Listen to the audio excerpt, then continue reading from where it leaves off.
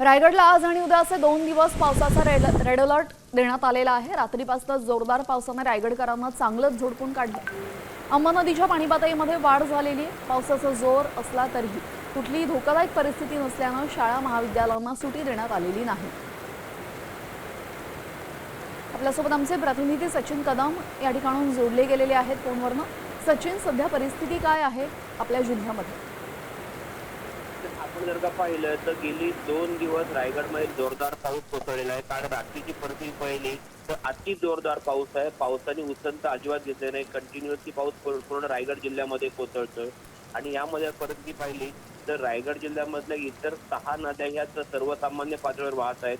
मात्र पाली कोटे नागोठण्यापासून पुढे येणारी जी नदी आहे आंबा नदी ही धोकादायक पातळीवर नसली तरी इशारा पातळीच्या अगदी टोकावरनं वाहत आहे, ज्याच्यामुळे त्या ठिकाणी पूर सदृश्य परिस्थिती मांडता येणार नाही। पण पाणी बऱ्यापैकी सखल भागात शिरलेलं आहे।